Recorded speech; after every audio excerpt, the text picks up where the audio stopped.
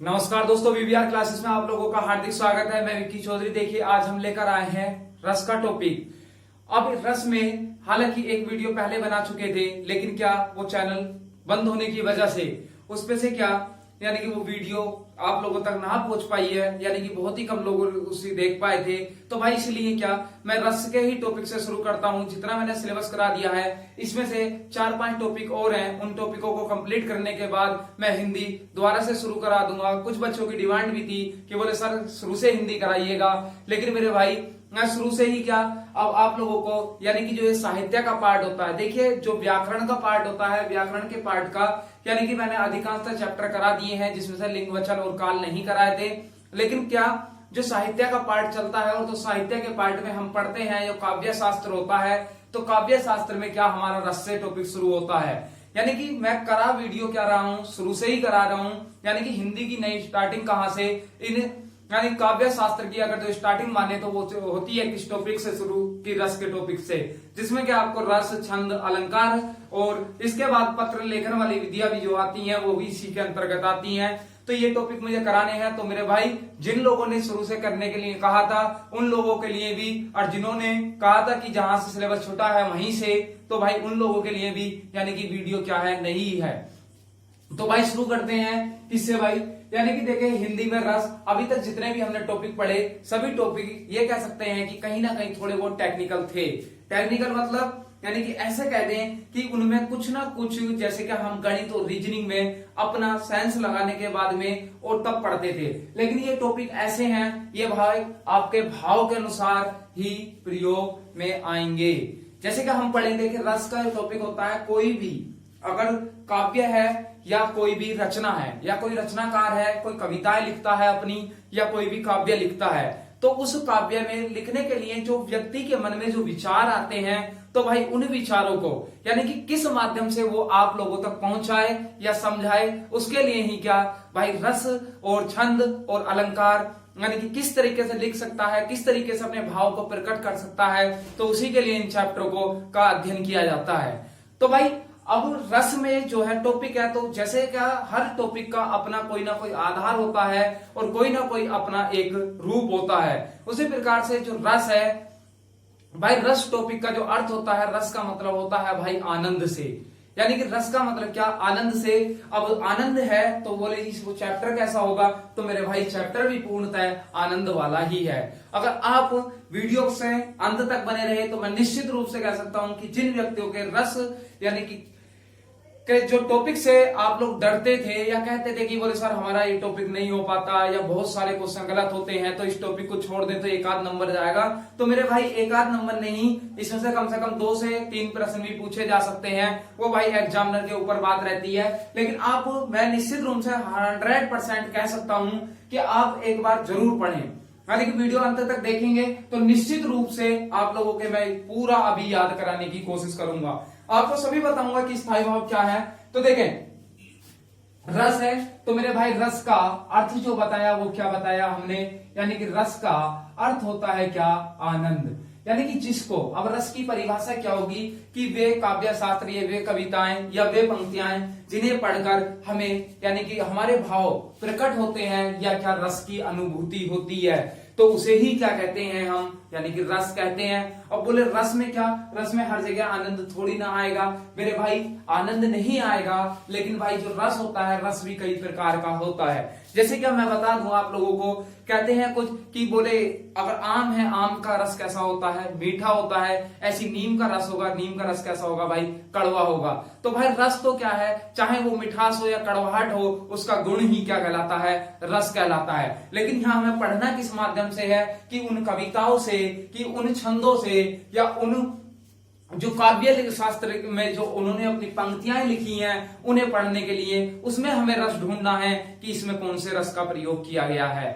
तो भाई अब रस का तो आप लोग अर्थ जान चुके होंगे। अब बात कर लें कि रस के कितने भेद होते हैं। ये डाउट मैं मानता हूं कि बहुत सारे व्यक्तियों के और विद्यार्थियों के सभी के मन में रहता है कि बोले जी रस कहीं तो हम पढ़ते हैं कितने प्रकार के, 8 प्रकार के, और कहीं पढ़ते हैं 9 प्रकार के, और कहीं पढ़ते हैं हम कितने 11 प्रकार के। तो मेरे भाई 8 भी बताएंगे, 9 भी बताएंगे और 11 भी बताएंगे। देखिए 8 जो होते हैं जो रस की जो सर्वप्रथम रस का जो प्रयोग किया गया वो किसमें किया गया, ये प्रश्न भाई कई बार बना है। सर्वप्रथम रस का जो प्रयोग किया गया वो नाट्य शास्त्र में किया गया।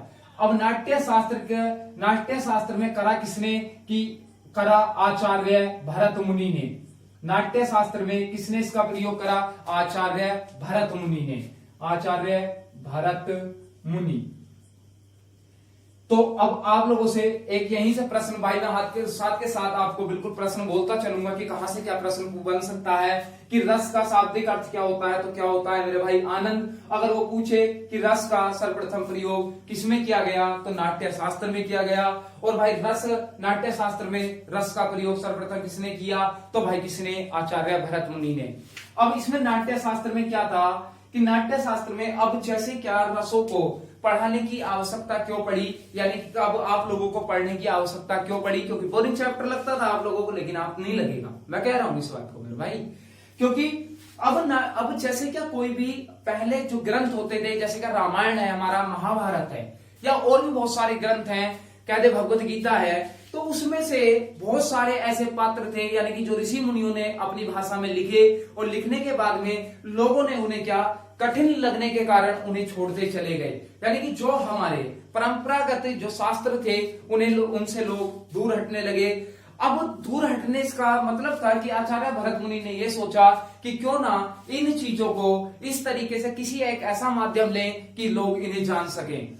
तो उन्हें ही जानने के लिए तो मेरे भाई अब मैं आप लोगों से पूछता हूं कि जैसे क्या आपने महाभारत में सुना होगा या पढ़ा होगा कि कितने लोगों ने ऐसा है कि किताब में महाभारत से पढ़ा हो कि पांडव 5 थे सबसे, यानी कि उसमें अर्जुन, भीम, युधिष्ठिर, ठीक है, ये थे। अब कितने लोगों ने पढ़ा आप बताएं। मैं मानता हूं कि एक आध परसेंट ही ऐसे होंगे जिन्होंने क्या, यानी कि किताब से पढ़ा होगा। उससे पहले ही क्या आप लोगों ने जान रखा है कि इतने होते हैं, कि बोले राम थे, लक्ष्मण थे, शत्रुघ्न थे और भरत थे। ये किसमें थे, बोले रामायण में थे। अब मेरे भाई लेकिन पढ़ा नहीं है, लेकिन फिर भी हमें सब कुछ उनकी पूरी लीला का वर्णन याद है। याद क्यों है, क्योंकि मेरे भाई जैसे क्या आप लोगों ने यानी कि कहीं सीरियल में, टीवी वगैरह में, या मोबाइल फोन के माध्यम से, या किसी कोई कहानी सुनाता है तब आप लोगों ने सुना होगा। तो उसी चीज के लिए भाई इन्होंने आचार्य भरत मुनि नाट्य शास्त्र की रचना करी, और उन्होंने कहा कि मैं एक नाटक के माध्यम से जो मेरे शास्त्र हैं, जो हमारे शास्त्र हैं, परंपरागत शास्त्र हैं, उन शास्त्रों को मैं जीवित रखना चाहता हूं। तो उन्होंने जीवित रखने के लिए नाट्य शास्त्र का मतलब था कि बोले नाटक के माध्यम से मैं इन चीजों को लोगों तक पहुंचाऊं। तो जब लोगों तक पहुंचाने की बात हुई तब सर्वप्रथम उन्होंने कितने 8 रसों का प्रयोग करा, और जो 8 रस कहां तक हैं कि अद्भुत रस तक हैं। अब अद्भुत रस तक तो भाई अब प्रश्न क्या 8 वाला क्लियर हो जाना चाहिए कि आचार्य भरत मुनि ने नाट्य शास्त्र में कितने रसों का प्रयोग किया था, तो कितनों का किया था, 8 का। और बोले जी फिर 9वां शांत रस कहां से आया, तो मेरे भाई अब इन्होंने प्रयोग क्यों नहीं करा है, तो इन्होंने प्रयोग क्यों नहीं करा। देखिए भाई शांत रस का प्रयोग इसलिए नहीं करा क्योंकि कोई भी नाटक होता है, कोई भी मंच होता है, तो मंच पे मेरे भाई शांत रस का कभी कोई प्रयोग नहीं किया जाता। क्योंकि अगर कोई भी पात्र बना है और पात्र बनने के बाद वो भाई मंच पे आकर ऐसे खड़ा हो जाए और कुछ ना बोले, तो भाई क्या आप लोग समझ पाएंगे कि ये व्यक्ति क्या कहना चाह रहा है या क्या नहीं कहना चाह रहा। तो भाई इसीलिए उन्होंने शांत रस को इसमें शामिल नहीं किया था। तो उसके बाद बाद में हिंदी में जब हम प्रयोग करने लगे तो हिंदी में प्रयोग में उन्होंने क्या शांत रस को भी जोड़ दिया। तो मेरे भाई अब प्रश्न बने कि नाट्य शास्त्र में कितने रसों का प्रयोग किया गया। सब तो भाई नाट्य शास्त्र में कितने 8 रसों का प्रयोग किया गया, करा किसने, आचार्य भरत मुनि ने। अगर पूछ ले कि हिंदी में रसों की संख्या कितनी है, तो मेरे भाई कितनी है, 9 है। अब उसके बाद बोले वात्सल्य और भक्ति रस, तो ये भाई सूरदास जी ने वात्सल्य रस को जो रसों की में जोड़ा।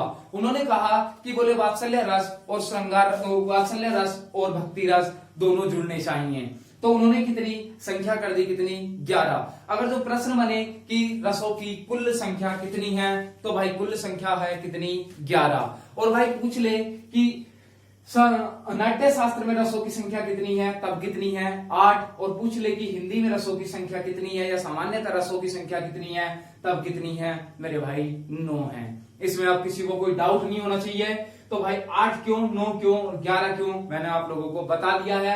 अब इसके बाद क्या उन्होंने कहा, तो भाई कितने 9, 10, 11 सारे के सारे लिख रखे हैं। अब उसके बाद बात चलते हैं, ये तो बात हो गई किसकी, यानी कि रस के जो प्रकार होते हैं वो कितने होते हैं, 8 भी होते हैं, 9 भी होते हैं, 11। कोई 8 बताता है वो भी सही है, 9 बताता है वो भी सही है, कोई 11 बताता है मेरे भाई वो भी सही है। अब इसके बाद अगर देखें, बोले जी ये क्या चीज इतना सारा लिख रखा है, तो मेरे भाई ये बहुत अच्छी चीज लिख रखी है मैंने, इसके लिए आप लोगों को शायद बहुत कम लोगों ने पढ़ रखा होगा ये, कि बोले इसमें क्या होगा। देखें पहला होता है यानी कि रस है, जैसे कि रस का ये प्रकार थे, ऐसी रस के क्या होते हैं, तत्व होते हैं। यानी कि रस के तत्व मतलब यानी कि रस किन किन तत्वों से मिलकर बनता है, यानी कि कैसे कैसे हमें प्रयोग करते हैं। जो कविता लिखते हैं तो उनमें कितने प्रकार से प्रयोग किया जाता है। तो भाई वो तत्व जो होते हैं, तो रस के जो तत्व होते हैं वो होते हैं कितने, 4 में कौन कौन से, पहला होता है स्थायी भाव, दूसरा होता है विभाव, तीसरा होता है अनुभाव और चौथा होता है क्या, संचारी भाव। अब ये कैसे कैसे इनका काम क्या होता है, देखिए स्थायी भाव की मैं परिभाषा बतानी चाहूं तो स्थायी भाव जो होते हैं, तो भाई स्थायी भाव जैसे कि आप ही हैं, प्रैक्टिकली नहीं आप, बिल्कुल भी इसे बोरियत के साथ ना पढ़ें, बिल्कुल दिमाग पर जोर देकर ना पढ़ें, बिल्कुल भाई प्रैक्टिकली सोचें आप। जैसे कि मैंने आप लोगों से कहा कि आप लोगों ने जैसे क्या आप छोटे से थे, तो जब क्या आपके चोट लग जाती थी या कोई थप्पड़ मार देता था, तो भाई आप रोते क्यों थे, रोते क्यों थे, या कोई भी आपके क्या कह दे कि कोई चुटकुला सुनाता था तो आप हंसते क्या थे, क्या क्यों थे, ठीक। और भाई आपसे कोई व्यक्ति कोई चीज छीन लेता है, अब भी कोई बात गलत कहता है तो आप गुस्सा क्यों होते हैं। मेरे भाई इन सब चीजों को जानना है तो वही सिखाता है हमारा कौन सा टॉपिक की रस। अब वो कैसे सिखाता है, तो मेरे भाई बिल्कुल मेरी बात को ध्यान से सुने और मुझसे जुड़े, और जुड़ने के बाद अगर जो मेरे भाव को आप समझ सकते हैं तो बिल्कुल आप इन चीजों को सीख सकते हैं। क्योंकि मेरे भाई अब एक चीज थी कि आपको रोना किसी ने सिखाया क्या, कि बोले तू ऐसे करके रोइए, मेरे भाई आपको किसी ने हंसना सिखाया क्या, कि तुझे इन बातों पे हंसना है, इन बातों पे तुझे रोना है, या तेरे कोई थप्पड़ मार दे तो तुझे रोना है, तेरे चोट लग जाए तो तुझे रोना है, कोई चलता चलता गिर जाए तो तुझे देखकर उसे हंसना है, कोई अपना गिर जाए तो उसके देखने के बाद तुझे दुख होना है, कोई क्या आपका दुश्मन गिर जाए तो आपको क्या हंसना है, यानी कि प्रसन्नता होनी है। तो भाई किसी ने सिखाया क्या, नहीं सिखाया। अब ऐसे ही क्या, तो स्थायी भाव होते हैं, तो स्थायी भाई जब ये नहीं सिखाया तो भाई स्थायी भाव भी तो यही है, चाहे आप हो, मैं हूं, कोई भी व्यक्ति है, उस व्यक्ति के अंदर स्थायी भाव पहले से ही थे। जैसे उस व्यक्ति ने जन्म लिया और जन्म लेने के बाद उसके अंदर स्थायी भाव विद्यमान थे, लेकिन उन स्थायी भाव को जागृत कराने के लिए जो कार्य करा, यानी कि वो जो स्थायी भाव आपके अंदर पहले से ही थे, आपको रोने का गुण पहले से ही था, जन्म से ही आपको हंसने का गुण था, आपको क्रोध करना यानी गुस्सा करने का गुण था, परंतु क्या कि उन्हें निकाला कैसे जाए, उनका पता कैसे चला कि ये निकल भी सकते हैं। तो भाई वो निकल कैसे सकते हैं, तो उनके लिए जानने के लिए हमने क्या करा कि एक विभाव आया। विभाव क्या होता है, विभाव होता है स्थायी भाव को जागृत कराने वाला, यानी कि जो स्थायी भाव को जागृत कराए। अब भाई मैं इन सारी चीजों को एक लाइन में भी पढ़ा देता कि बोले विभाव होता है स्थायी भाव होता है जो व्यक्ति के मन में पहले से विद्वान रहते हैं, विभाव होता है मेरे भाई। अब ऐसे ही बताने के बाद बोले विभाव होता है स्थायी भाव को जागृत कराने वाला, अनुभाव होता है शरीर की यानी कि जो भी चेष्टाएं होती हैं उन्हें, और संचारी भाव यानी कि कुछ समय के लिए भाव आते हैं। तो मेरे भाई ऐसा तो आप लोगों ने पहले से ही पढ़ रखा है, लेकिन पढ़ तो रखा है, कुछ लोगों को मतलब भाई नॉलेज होना, यानी कि आप एक कहानी से जोड़कर पढ़ें तो उसका अलग ही मजा है, वो हमेशा के लिए याद रहता है। और आप एकदम से ऐसा पढ़ें कि बोले हाँ ये चीज ऐसे है, कि बोले हाँ एकदम से रट्टा सा मानना है, भाई रट्टा तो मानना ही, रट्टे का तो काम खत्म हो गया, ठीक। तो भाई अब क्या स्थायी भाव क्या थे, समझ में आई बात, यानी कि व्यक्ति के मन में पहले से विद्वान थे, लेकिन उन्हें निकालने के लिए जो कार्य करा, उन्हें जगाने का जो कार्य करा, तो वो कार्य जो करा वो किसने करा, वो करा विभाव ने। अब वो विभाव ने करा, विभाव ने भी कितने पार्ट में करा, विभाव ने भी मेरे भाई 3 पार्ट में करा। और 3 पार्ट कौन कौन से हैं, तो आलंबन, एक उद्दीपन, एक आश्रय है। अब इन चीजों को आलंबन, उद्दीपन और आश्रय को मैं समझाऊं तो किस प्रकार से समझाऊं, तो देखिए आलम्बन क्या होता है? आलम्बन होता है यानी कि कोई भी वो चीज यानी कि जिसे देखकर आपके मन में कोई भाव आया। उद्दीपन क्या हुआ? उद्दीपन होता है जैसे कि मान लिया किसी व्यक्ति ने, मान लिया कोई भी व्यक्ति है, आप एक जेड किसी का भी नाम ले सकते हैं, अपने मन में एक सोच सकते हैं कोई भी नाम कि कोई व्यक्ति है। अब उस व्यक्ति ने आपको क्या करा? प्रसन्न करा, हंसाया, या कहते नहीं, प्रसन्न से नहीं, आप दुख से समझे। आप क्या थे? दुखी थे, किसी व्यक्ति ने आपको दुख दिया, और दुख देने के बाद क्या हुआ? आप इसे समझे बहुत गहराई से, मेरी भावनाओं को समझे, मेरी फीलिंग्स को समझे, मैं कहना कहां चाह रहा हूं, टॉपिक भी पढ़ा रहा हूं और अपनी भी बता रहा हूं। वही है कि आलम्बन क्या था? किसी व्यक्ति ने आपको कोई भी धोखा दिया, तो धोखा देने के बाद आपको क्या हुआ? दुख हुआ। भाई दुख हुआ, और उद्दीपन ने क्या काम करा? यानी कि वो जो दुख दिया था, दुख देने के बाद उस पर नमक लगाना। जैसे कहते हैं नहीं कि बोले जले पर नमक लगा रहा है। भाई पहले तो जलाया, जलाने के बाद जले पर और क्या लगा दिया? नमक लगा दिया। और नमक लगा किस पे? भाई मेरे पे। ठीक, तो भाई उद्दीप आलम्बन कौन होता है? कि जिस व्यक्ति के कारण आपका क्या स्थायी भाव जागृत हुआ। उद्दीपन क्या? यानी कि वे चीजें जिन्होंने क्या आपका जो आलम्बन था, यानी कि जो स्थायी भाव था, उसे और अधिक बढ़ा दिया, उसे तीव्रता दे दी, अधिक बढ़ा दिया। और आश्रय क्या? भाई जिसे वो दुख दिया, यानी कि क्या? आश्रय क्या? जिस व्यक्ति को वो दुख दिया। तो भाई आश्रय, अब इसे क्या, अब लोग इसी तरीके से नहीं, ये बात समझ में आ गई होगी वैसे, उम्मीद करता हूं। अगर नहीं आई है फिर भी एक बार और मैं बता सकता हूं। मान लिया क्या था ना, एक नायिका थी, नायिका। भाई नायिका, एक इधर बताता हूं पहले, एक होता है क्या नायक और एक क्या नायिका, दो पात्र हैं ये, एक नायक एक नायिका, या कहते हैं पुरुष या महिला, ऐसे भी कह सकते हैं। ठीक, नायक और नायिका इसलिए लेते हैं क्योंकि आप इसे क्या, यानी कि जो व्यक्ति है वो किस प्रकार के भाव से उस चीज को पढ़ रहा है, तो भाई उसके लिए नायक और नायिका का प्रयोग कर देते हैं। चाहे भाई वो क्या, इसे क्या, कोई व्यक्ति अगर जो पढ़ रहा है कि बोले हाँ पुरुष और स्त्री के भाव से पढ़ रहा है, कोई पढ़ रहा है इसे प्रेमी और प्रेमिका के भाव से, पढ़ सकता है, कोई दिक्कत नहीं भाई, अपना हमारा मन है, हम स्वतंत्र हैं यार, कुछ भी सोच सकते हैं। अगर सोच सकते हैं तो भाई देखें। अब क्या, नायिका है, नायिका है। अब यहां क्या, एक नायक भी होगा, एक नायक और नायिका थी दोनों। तो नायिका थी, नायिका को देखने के बाद, यानी कि नायिका क्या थी, सुंदर थी। अब सुंदर थी तो सुंदर थी, सुंदर होने के बाद जो नायक था, तो नायक के मन में कोई ना कोई भाव जागृत हुआ, यानी कि प्रेम का। प्रेम का, ये भाई श्रृंगार रस के उदाहरण के समझाने की कोशिश कर रहा हूं, किसका, प्रेम का। यानी कि उसे देखने के बाद में उसे क्या, यानी कि बहुत अच्छा सा लगा, तो उसे क्या, मन में प्रेम का भाव। लेकिन उसने क्या करा, जो उद्दीपन था, अब उद्दीपन जो वो नायिका थी, नायिका को देखने के बाद उसके मन में प्रेम का भाव जगा, लेकिन उसका जो पहनावा था, पहनावा कह दें कि, यानी कि पहनावा कह दें, या उसकी चाल कह दें, या उसके आभूषण कह दें, या उसके वस्त्र कह दें, उसे वस्त्रों को और पहनावा यानी कि आभूषणों को देखने के बाद, या चाल को देखने के बाद जो वो प्रेम का भाव जगा था मेरे भाई, वो क्या हो गया, और ज्यादा बढ़ गया। तो जो स्थायी भाव जागृत हुआ था, किसका हुआ था स्थायी भाव जागृत? स्थायी भाव जागृत हुआ था क्या, प्रेम का, इसे देखकर नायिका को। लेकिन उसके क्या भाई, बढ़ किससे गया, यानी कि जो उसने, उसे देखने के बाद क्या, उसने जो चाल चली, चलने का ढंग, पहनावा, उसके आभूषण, तो भाई और क्या, जो ये प्रेम का भाव था ये भाई और ज्यादा बढ़ा। और बढ़ा किसके मन में, आश्रय, आश्रय किसके मन में, तो भाई कौन था वो व्यक्ति था नायक।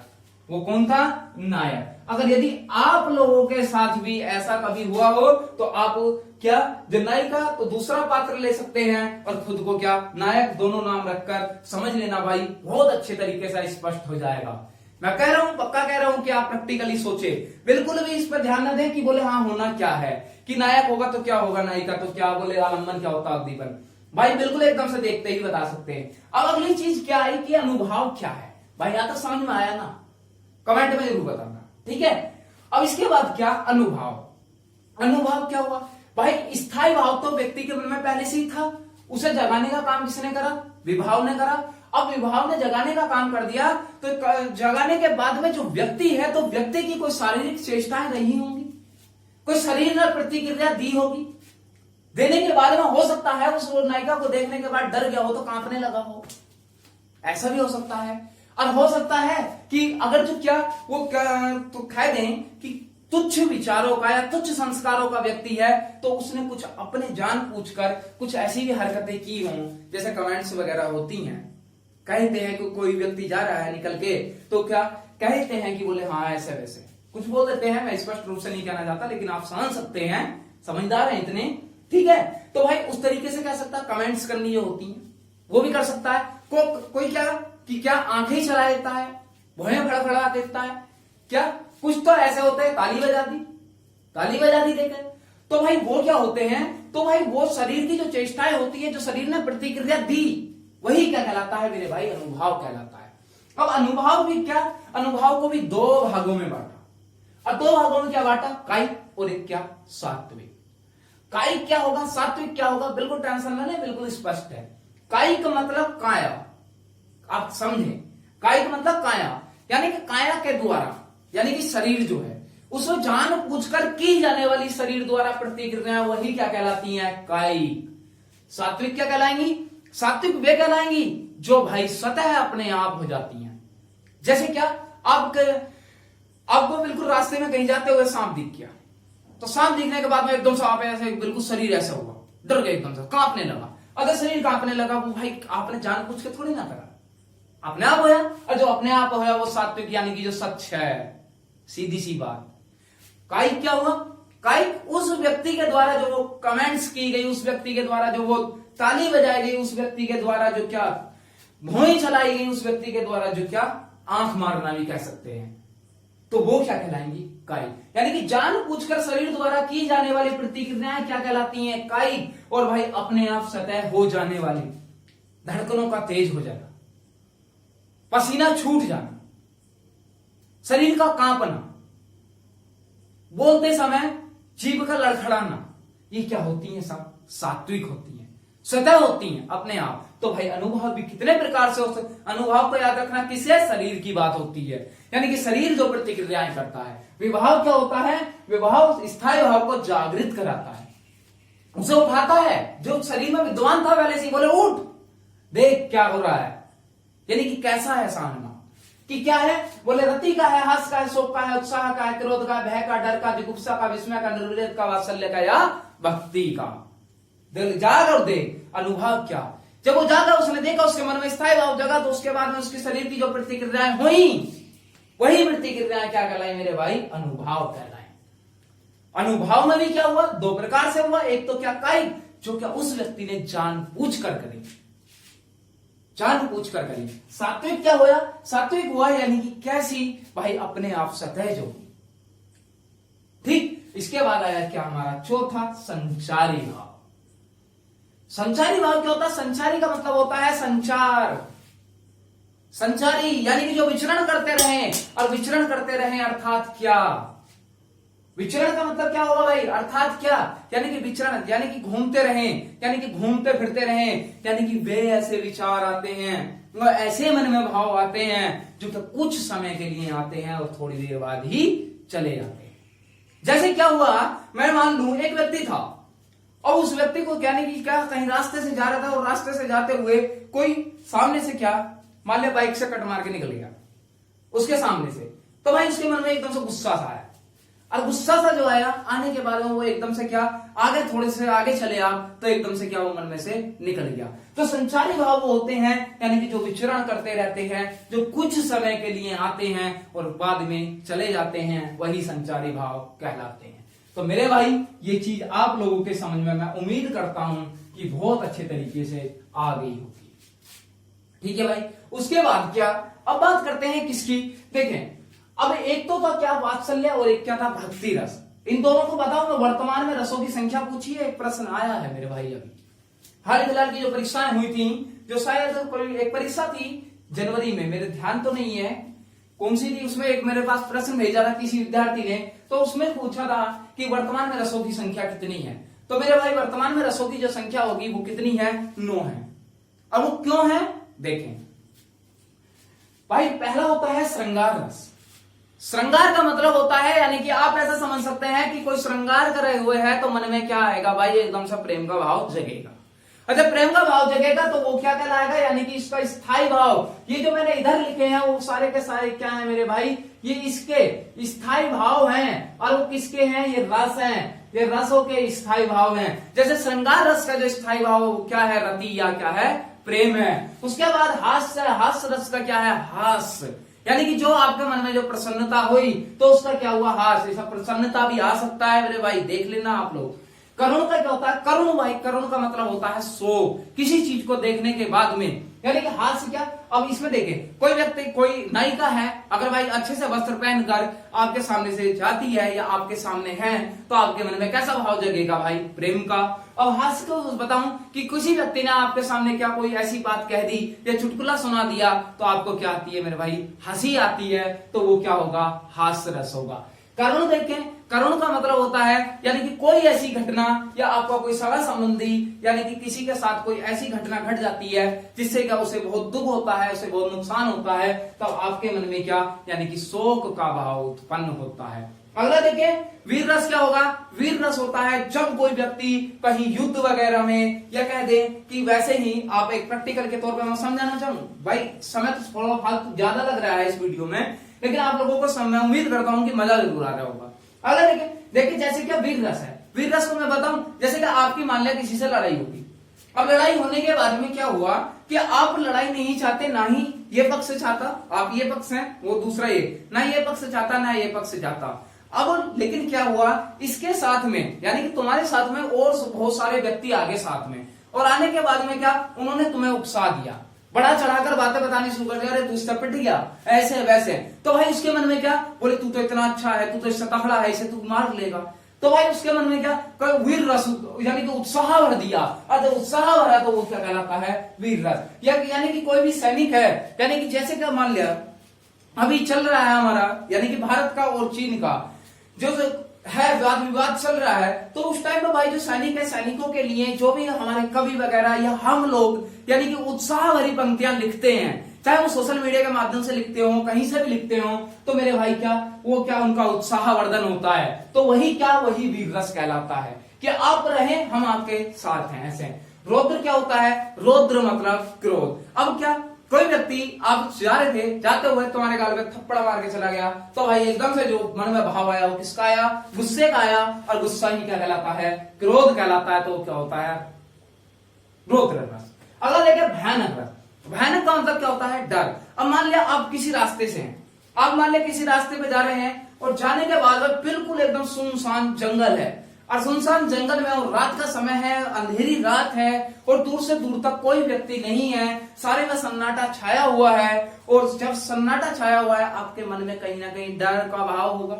अब वो डर का जो भाव था भाई, मैं यहाँ आलंबन, उद्दीपन और आश्रय से भी जगा दूं, बता दूं, दोबारा रिपीट कर रहा हूं। तो भाई जब वो सारा माहौल था, रात का समय था, सुनसान जंगल था, हवा सन्नाटेदार चल रही थी, नदी थी पास में बह रही थी, तो उसके बहने की आवाज निरंतर आ रही थी। ये भाई आएगा भी, हमारा एक आएगा भी। एक पंक्तियां लिखूंगा मैं, इसकी 2 पंक्तियां, बड़ा अच्छा होता है, मैं बहुत आनंद आता है उसमें भी, उन पंक्तियों को कराते हुए और समझाते हुए और पढ़ाते हुए भी, ठीक। तो भाई उनमें क्या, अब जैसे इतना सारा सन्नाटा वन्नाटा छाया हुआ है, रात का अंधेरा है, और भाई हवा तेज से चल रही है, और क्या नदी थर थर बह रही है आवाज करती है, तो भाई मन में क्या होगा, डर का भाव। तो डर का भाव किसके कारण हुआ, यानी कि रात का अंधेरा, नदी वगैरह इनके। और भाई उद्दीपन क्या होगा, फिर अब क्या, कहीं से साइड से जंगल में किसी झाड़ी से एकदम से गीदड़ बोल जाए, कोई भी जानवर कोई किसी तरीके की भयानक सी आवाज निकाल दे, तो निकालने के बाद क्या हुआ, तो भाई डर और बढ़ेगा, और डर और बढ़ेगा तो वो किसका काम करेगा, उद्दीपन का। अरे किसके मन में बढ़ेगा, वो बढ़ेगा भाई तुम्हारे मन में, तो आप कौन हो गए, आश्रय। ठीक। अगला देखिए विभत्स रस क्या होगा। विभत्स होता है भाई घृणा, यानी कि जुगुप्सा। अब क्या हुआ, आप कहीं जा रहे हैं, रास्ते में जाते हुए मान लिया कहीं जैसे रोड से जा रहे हैं, तो गीदड़ वगैरह का एक्सीडेंट जो हो जाता है, तो होने के बाद में जो उसके जो शरीर होता है, तो शरीर के यानी कि बहुत सारे अंग क्या बाहर निकल जाते हैं, तो उसे देखने के बाद में क्या होती है, जुगुप्सा यानी कि घृणा सी होती है, आप उसे देखना नहीं चाहते हो, तो वही क्या कहलाता है भाई, विभत्स कहलाता है। अगला देखिए अद्भुत क्या होगा। अद्भुत तो भाई अद्भुत है। अब मान लिया किसी ने कह दिया कि दिन में तारे निकल जाए, तो बोले आश्चर्यचकित रहे, अरे हाँ दिन में तारे, तो वो भाई क्या, वही क्या होगा, हमारा अद्भुत रस होगा। किसी ने कह दिया कि बोले अच्छा ऐसे, बोले रस की वीडियो डलेगी, आपने किसी को बताया, बोले हाँ रस की वीडियो डलेगी। तो भाई क्या, जिन लोगों को उम्मीद नहीं थी कि हमसे कि हम अपने चैनल से भी वीडियो बनाकर डाल सकते हैं, तो भाई उन्हें तो आश्चर्य होगा, अरे हाँ डाल दी, तो भाई वो डल गई ना, डल तो रही है, निरंतर डल रही है। और आप लोग बहुत अच्छा सहयोग कर रहे हैं भाई। मैं आप लोगों को बता दूं कि 3 दिन में हमारे लगभग 100 सब्सक्राइबर हो चुके हैं। तो भाई आप ऐसे ही निरंतर हमसे जुड़े रहें और भाई चैनल को अधिक से अधिक शेयर करें। मैं आप लोग जितनी मेहनत करेंगे, जितना आप चाहेंगे, जितनी आप अपेक्षा मुझसे करते हैं, मैं उससे आपको 10 गुना कर दूंगा, ठीक। लेकिन आप भाई चैनल को शेयर करते रहें, सब्सक्राइब करते रहें और भाई बेल आइकन वाला चिन्ह जरूर दबा लें, क्योंकि बेल आइकन वाला जो उसमें एक आता है सब्सक्राइबर के सामने घंटी सी बनी हुई आती है, आप उसे दबा लें। दबाने के बाद क्या होगा कि जैसे ही वीडियो डालेगी आपके पास तुरंत नोटिफिकेशन पहुंच जाएगा। भाई थोड़ी सी टाइमिंग ऊपर नीचे चल रही है, लेकिन वीडियो आपको मैं निरंतर दे रहा हूं। जैसे कि मैंने 2 वीडियो का वादा किया था निरंतर, आपको हिस्ट्री की वीडियो मैं निरंतर दे रहा हूं, और मैंने आपको मैथ्स की 2 वीडियो भी दी हैं, वो भी निरंतर दी हैं। और भाई अब मैंने हिंदी शुरू कर दी, तो भाई हिंदी, और मैं आप लोगों से कल के लिए एक वादा करता हूं कि कल मैं आप लोगों को, यानी कि आज क्या तारीख है, शायद 22 तारीख है, ठीक। तो कल 23 तारीख में यानी कि मैं आपको रीजनिंग की वीडियो भी आपके सामने लेकर आऊंगा। आप लोग कितना पसंद करते हैं उस वीडियो को, वो आप लोग खुद बताएंगे, ठीक है। तो भाई इसलिए चैनल को अधिक से अधिक शेयर करें, ठीक है। आप लोग बहुत सहयोग कर रहे हैं भाई, इससे बहुत अच्छा फील हो रहा है, ठीक है। अब देखिए उसके बाद क्या हुआ, शांत रस है, अद्भुत हो गया, विश्व आश्चर्य, बोले अच्छा ऐसा हो गया, ठीक। शांत रस क्या होगा, शांत मतलब कोई बात चल रही थी यहां से लेके, मैं बताऊं कि कहीं बात चल रही थी शोक की, कहीं बात चल रही थी उत्साह की, कहीं क्या क्रोध की, कहीं क्या डर की। कोई व्यक्ति आया, बोले हाँ ठीक है, और क्या किसी व्यक्ति को यानी कि उत्साह वर्धन कर रहे थे, किसी का कह रहे थे कि तू पढ़ सकता है, तू इतना कर सकता है, ये है वो है, ठीक। तो ऐसे कर तो ऐसे हो जाएगा, ऐसे कर तो ऐसे, तो वही व्यक्ति क्या कह दे, हाँ ठीक है, वो एकदम से एक ही शब्द में जवाब दे, ओके या ठीक है। तो भाई क्या हो गया, यानी कि उसने बिल्कुल करे कराए का सारे में पानी फेर दिया। यानी कि वो शांति चाहता है, वो कुछ नहीं चाहता। तो वही कौन सा होता है, तो उसका स्थायी भाव होता है निर्विरेय, यानी कि जो कुछ ना चाहता, यानी कि बिल्कुल शांति चाहता हो, तो वही कहां हो, क्या होगा वहां, शांत रस। अब उसके बाद करें वात्सल्य रस क्या होगा, तो वात्सल्य रस होगा भाई जहां बच्चों की जो बाल लीलाएं हैं, उन बाल लीलाओं को देखकर, यानी कि जो मन में भाव उत्पन्न होते हैं उनके अच्छे अच्छे कार्य देखकर, ठीक। तो भाई वहां कौन सा होगा, वात्सल्य रस। अब भाई वात्सल्य रस तभी तो जागृत होगा, यानी कि मान ले 2 बच्चे थे, अब 2 बच्चों में से एक बच्चे को आप बहुत प्यार करते हैं, एक बच्चे को आप प्यार नहीं करते हैं। तो भाई वात्सल्य रस आप मुझे बताएं कि जिसे आप प्यार नहीं करते उसे देख करके जागृत होगा, नहीं होगा, वहां कौन सा होगा, या तो आपको क्रोध वाला होगा, कौन सा होगा, क्रोध वाला होगा, रौद्र। बोले हाँ अरे इन्हें तो काम बिगाड़ दिया सारा, ऐसी कहोगे। और भाई क्या जिस बच्चे को आप प्यार करते हो उसने काम बिगाड़ दिया, अरे बहुत अच्छा करा, सही है सही है सही है, कोई बात नहीं कोई बात नहीं, ठीक। तो वहां भी क्या आपको यानी कि प्रेम, यानी कि श्रृंगार, सीधी सी बात है, जिसे आप प्रेम करते हैं तभी तो जगेगा। तो भाई उसके बाद भक्ति रस क्या होगा, अब भक्ति रस होता है भक्ति या वैराग्य। जब कोई व्यक्ति अपने, ऐसे भी कहते हैं, एक मैं बता दूं आप लोगों को, काम के लिए भी है और भविष्य में कोई काम भी दे सकती है, वरना तो आप याद तो रख ही सकते हैं, किसी को बता तो सकते ही। जो प्रेम है यानी कि श्रृंगार रस है, जब प्रेम यानी कि श्रृंगार रस की चरम सीमा को पार कर कर कोई व्यक्ति किसी को चाहने लगे, तो वो कहलाता है वैराग्य। यानी कि जो प्रेम की जो सीमा है, यानी कि जो श्रृंगार रस था, कोई व्यक्ति किसी को प्रेम करता था, जो प्रेम की चरम सीमा, यानी कि क्या उसे बिल्कुल उससे परे होकर, यानी कि उस व्यक्ति को और भी चाहने लगे, तो वो कहलाता है वैराग्य। और वैराग्य में कहते हैं और बताते हैं, और वास्तव में ऐसा होता भी है कि जो व्यक्ति वैराग्य में होता है उसे दुनियादारी से कोई मतलब नहीं रहता है। वो भाई क्या, उसकी गिनती हम आम भाषा में कह दें तो उसे पागलों में गिनते हैं, लेकिन वो वास्तव में पागल नहीं होता। वैराग्य और पागल दोनों अलग अलग चीज है। वैराग्य भाई प्रेमी है, जिनने क्या अपनी चरम सीमा पार कर ली है, और भाई क्या, और प्रेम क्या है, जो अपने वास्तविक जीवन में यानी कि पूरे सांसारिक जीवन को देखते हुए किसी व्यक्ति को चाहता है, तो वो कहलाता है प्रेम। उसके बाद अगला बात करें तो भाई अब भक्ति या वैराग्य भी। अब एक बार बताना कि जो भक्ति करोगे आप किसी की भी, चाहे कोई स्त्री अपने पति की करती हो, चाहे कोई व्यक्ति किसी भगवान की करता हो, ठीक, चाहे वो शंकर जी करता हो, विष्णु जी करता हो, सरस्वती माता की करता हो, किसी की करता हो, भक्ति तो उसी से करेगा जिससे उसे लगाव होगा, प्रेम होगा। और जब प्रेम होगा, और भाई वात्सल्य में हमने क्या पढ़ा कि बच्चा वही अच्छा लगेगा जिससे क्या प्रेम होगा। और जब ये बातें दोनों भी किसे दर्शा रही हैं, प्रेम को दर्शा रही हैं, तो कवियों ने ये कहा कि क्या जब इसका भी स्थायी भाव प्रेम ही निकल कर आ रहा है और श्रृंगार रस का स्थायी भाव भी प्रेम है, तो क्यों ना इन्हें हटाकर श्रृंगार रस में ही शामिल कर दिया जाए। तो भाई यही कारण है कि क्या वात्सल्य और भक्ति रस को हटाकर किसमें, श्रृंगार रस में शामिल कर दिया गया। और करने के बाद जो वर्तमान में जो रसों की संख्या है वो कितनी है, तो वर्तमान में रसों की संख्या अभी भी 9 है। ठीक है भाई, इतना समझ में आया होगा आपको बहुत अच्छे तरीके से। और देखिए अब क्या, अब हमें पढ़ना है एक एक टॉपिक कर कल की वीडियो में मैं आपको श्रृंगार, हास्य, करुण और वीर यानी कि 4 रस कंप्लीट करा दूंगा। ठीक, एक वीडियो और बनेगी उसमें भक्ति रस तक कंप्लीट करा देंगे। बहुत जल्दी वीडियो बनाऊंगा भाई। वीडियो थोड़ी लंबी हो सकती है, लेकिन मैं आप लोगों से कह रहा हूं कि बिल्कुल एकदम भाई अब मैं तसल्ली से पढ़ाना चाहता हूं, बिल्कुल एकदम सब चीजों को छोड़ छाड़ कर। ठीक है, कोई जल्दबाजी नहीं, वीडियो 2 बने, 4 बने, 6 बने, लेकिन आप लोगों को समझ में आना चाहिए। ठीक है, उसके लिए भाई आप लोग बिल्कुल वीडियो को देखें। अगर वीडियो अच्छी लगा करें मेरे भाई, मुश्किल से 30 सेकंड लगते हैं भाई, वीडियो को लाइक तो कर दिया करें। और दूसरी बात भाई, कमेंट बॉक्स में जरूर लिख दिया करें आपको कोई कमी लगती है, कमी भी अच्छी लगती है तो अच्छी, जैसी भी लगती है कोई संशोधन करना है तो आप कमेंट बॉक्स में जरूर लिखा करें। और भाई चैनल को भाई आप लोग सब्सक्राइब करें और अधिक से अधिक शेयर करें। ठीक है भाई, मिलता हूं कल नई वीडियो के साथ। ठीक है भाई, धन्यवाद।